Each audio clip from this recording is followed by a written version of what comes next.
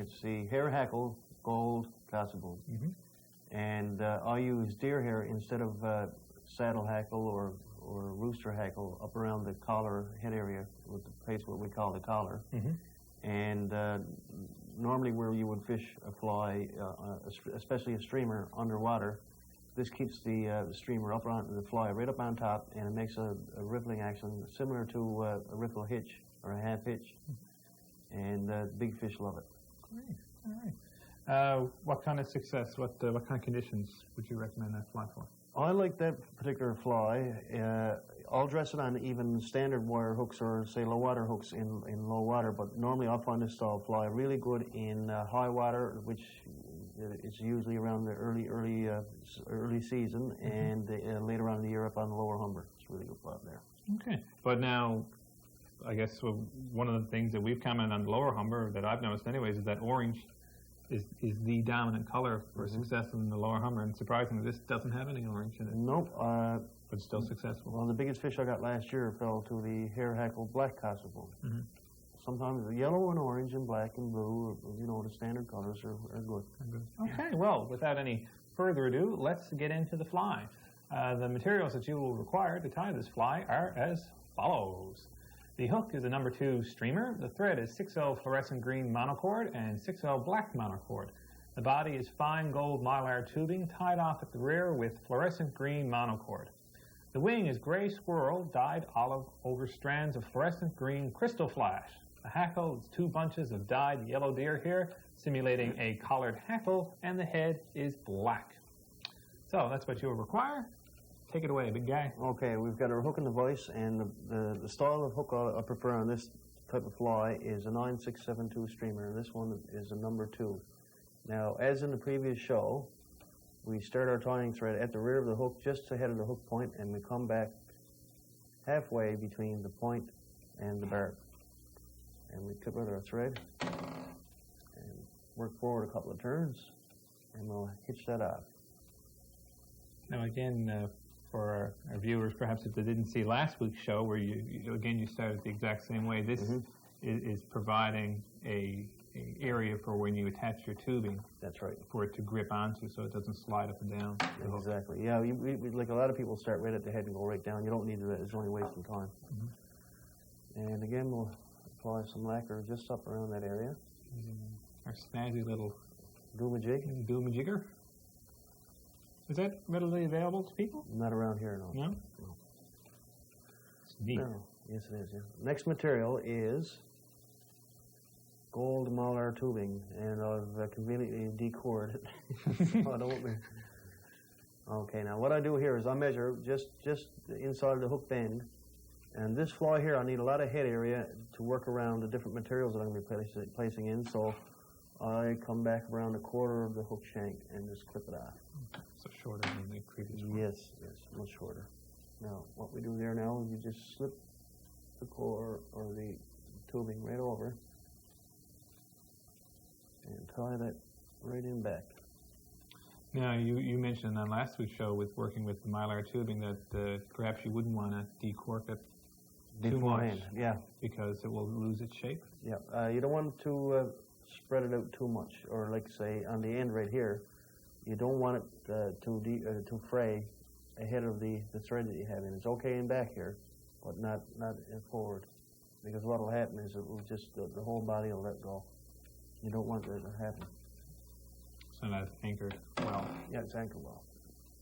Put some nice firm wraps, go up once or twice, back down again, and then again keeping that area fairly small, fairly slim.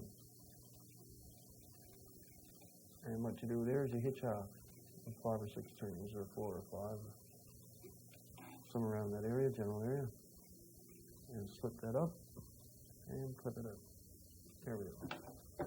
Now again, I'd do up 8 or 10 or 12 bodies like this right here, and I would glue this at least 2 or 3 times, and wait till each coat dries before you put on another batch.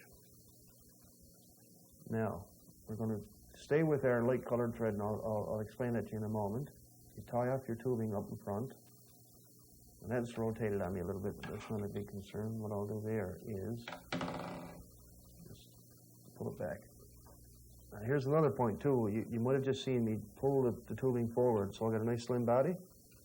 If you were to tie a fly, and you had the body bunched up like this right here, it might look a little fishier, because you can pull it down and make it a nice little, like almost like a capelin body, as my friends call them. You could, if I were to do this right here, I would glue it. If you didn't glue it, what would happen is you're opening the spaces between the molar tubing, and if a fish grabs it and he gets his teeth around it, he's going to tear it up pretty quickly. So what I do is I usually pull it forward and tighten up the weave. So what I'll do is I'll just lay a nice little bed down there. That's where I'm going to lay my wing. If you were going to glue it, you'd coat the whole length the whole length of it. Yeah, except back here. You want this to fray open because again it gives a little bit more glitter, you know. Okay. Now the next material we're going to tie on is supposedly fluorescent green, but all I have is yellow, which is not very far off. I'm going to have to go out and get you some fluorescent green for your birthday or something. I'm in a period of fiscal restraint here. Fiscal restraint. So what I usually do is I take about... A good gift for viewers here. You want to send Rob a gift? Send them some fluorescent green. I've got about 4 strands there. And I'll tie that right on top. Double them over. Double them over, as we usually do. John Boy, you're learning. Okay.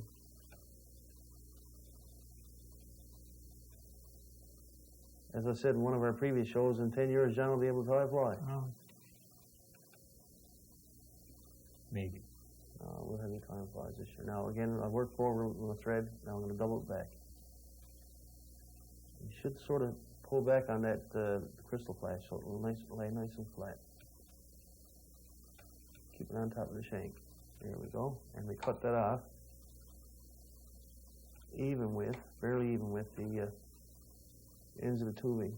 You don't want those individual strands to start to slip down around. So you got to keep them all up on top. Try to keep them up on top. But it's hard to do sometimes. That stuff's got them on of its own. But again, it's not a big concern because once you lay your hair over it, it keeps it in place pretty good. You can just lick it up in place just so it will stay there, you know, before you put your wing in. Now, it was only last year that I started using dyed olive squirrel tail for this pattern. I've been using the dark brown that I've told our viewers that I'd usually dye up dyed dark brown squirrel, but I like the tone of this squirrel tail. It keeps in the same tone of the overall fly.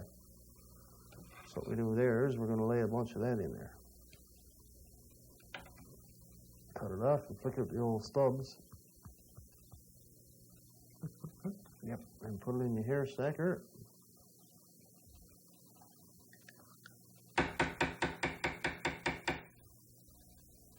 It's nice and even.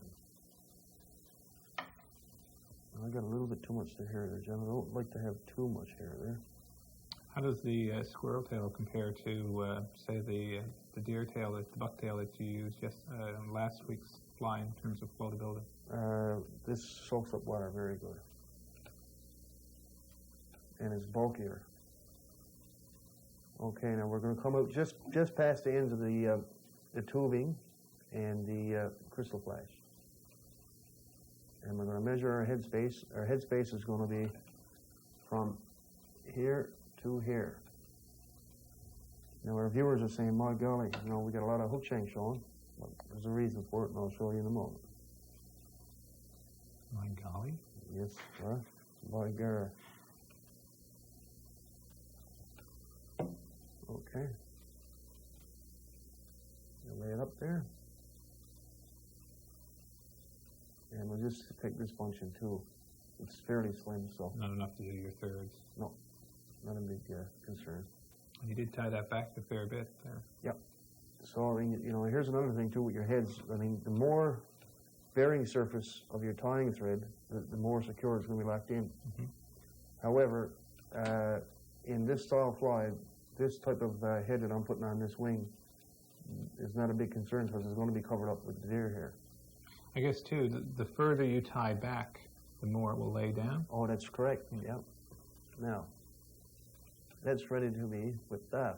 Now, normally, what I would do there is, again, I'd have a bunch of bodies done, and I would come to this portion right here, and I would glue these say dozen fly heads and leave it and let it dry before I'd go to the other portion of the fly. But where we're only doing demonstration here, I'll proceed with the fly. But again, for our viewers, what they should do is glue the heads at least 2 to 3 times and just drop the fly and just leave it. Okay. And so what would be the normal drying time for something like that? Oh, for really well thin cement, it would be about 20 minutes, otherwise about an hour. Okay, well, there you have it. So we'll take a little break now from this fly before we go back to finish it. Okay, now the next material that goes in is the black tying thread, and I specify, I don't know, I believe it was 6/0, 3/0 for the head. I usually go with 6/0, the finer threads, but tying this material is a little bit more difficult, and maybe the viewers would like to try with 3/0 just to get used to this technique. Now, what we do is we cut off a bunch of dyed yellow deer here, flick out the stubs, and you have to even this stuff by putting it in the stacker. And what I usually like to do first is tie the bottom bunch in first. So I'll leave upside down. Yep, turn it over. And lay a bit of lacquer on the bottom here, where I'm going to attach the bottom piece of hack or deer hair.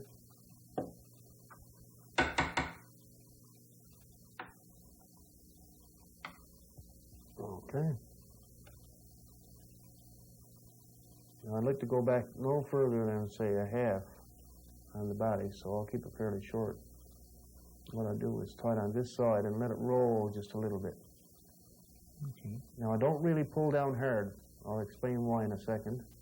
And I'll wrap back for 2 or 3 turns and clip that portion out.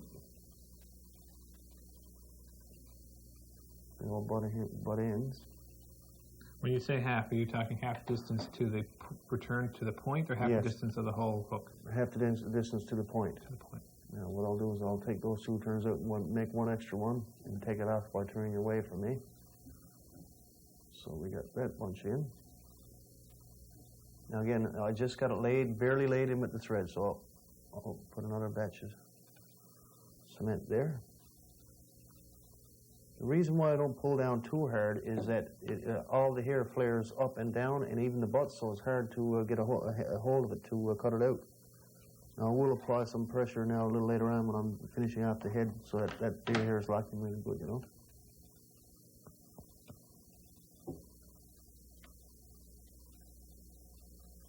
Okay.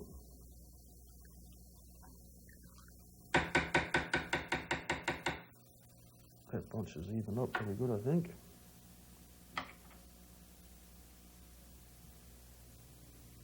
Now usually with the top bunch, I either go the same distance back or even just a little bit further.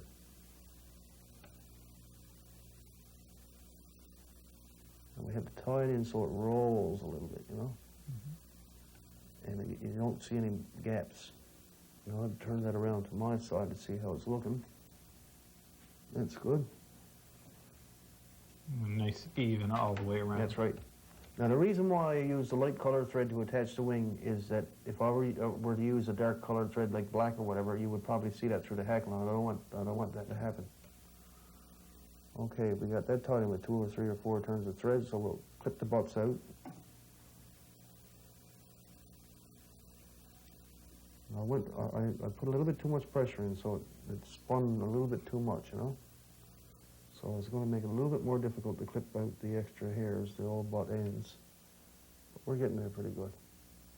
Okay, that's looking fairly good. Now what I'll do there, a couple more hairs here, is I'll really cement those butts now. Deer hair soaks up lacquer fairly good, you know, it's hollow, right?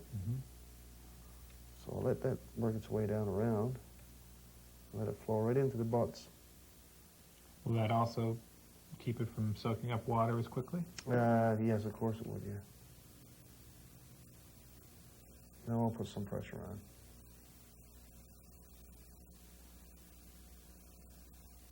There we go. We work down to the hook, and fill in that little eye down there, that that cut off piece, and we'll work back. Again, we're using good pressure now. Takes a little bit of few wraps of extra wraps of thread to fill in the butts and the head so you don't see any yellow showing through. Yeah. Even standard patterns can use like standard collar patterns like the black bear green butt. Now, a couple of weeks ago, we did a black bear green butt, and we used just a hackle collar. But I've found that even effective now when I use deer hair. I took a couple of nice fish on the lower Humber last year.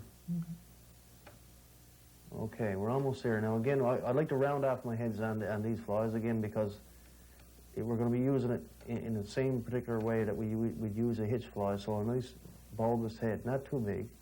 So you don't want an even taper or anything? No, it's going to be nice and rounded. Now, when I get my cements on that, 3 or 4 coats of cement that I'll put on that head, it'll be nice and rounded.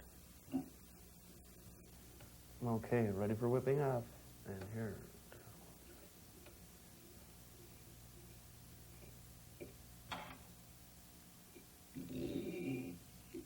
There we are. All right. And that's it? Yep. Okay. Ready? So final treatment now would be? 3 to 4 coats of clear head cement or black head cement. It's hard to work with black cement on this fly because what happens if you just miss it a little bit, it goes up all over the black or over the yellow, and it shows up pretty bad. So when I do a collared hackle fly, I usually use clear cements. Use the proper color thread up at the head. So you let the thread color denote your head color. Yes. And just keep it clear. Yep. Okay, great. Well, there you have it. That's the fly for this week.